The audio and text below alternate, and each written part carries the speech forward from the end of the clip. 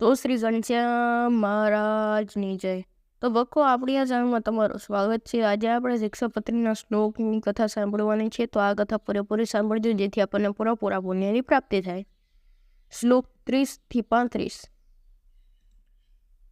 અને જે ઔષધ, દારૂ તથા માંસ તેણે યુક્ત હોય તે ઔષધ ક્યારેય ન ખાવું.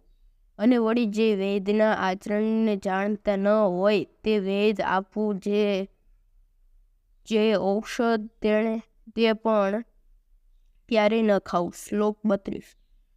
અને લોકને શાસ્ત્ર તેમને મૂળભૂત કરવાને અર્થે વજ્યા એવા સ્થાનક, જે જીર્ણ દેવાલય તથા નદી તળાવના આરા તથા માર્ગ તથા વાવેલું ખેતર, વૃક્ષની છાયા તથા ફૂલવાળી બગીચા એ આદિ જે સ્થાનક તેમને વિશે મળમૂત્ર ન કરવો તથા થૂકવું પણ નહીં. શ્લોક 33.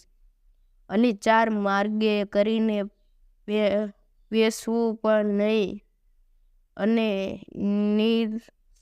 નિરસવું નહીં. અને જે સ્થાનક ગણ્યાતું હોય તે સ્થાનકે વિશે તેના તણીને પૂછ્યા વિના ઉતારો ન કરવો. તે શ્લોક 34.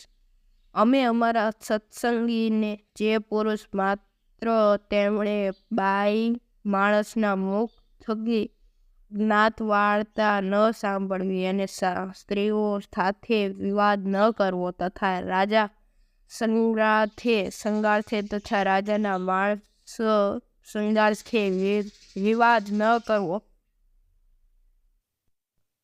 શ્લોક 35. અને ગુરુનું અપમાન ન કરવું, તથા જે અતિશય શ્રેષ્ઠ મનુષ્ય હોય તથા જે લોકોને વિશે પ્રતિષ્ઠિત મનુષ્ય હોય તથા જે વિદ્વાન મનુષ્ય હોય તથા જે શાસ્ત્રધારી મનુષ્ય હોય તે સર્વેનું અપમાન ન કરવું. તો ભક્તો, આજે બસ આટલું જ તે. આપણે મળીશું નવા વિડીયોમાં. ત્યાં લગી બધાને જય સ્વામિનારાયણ.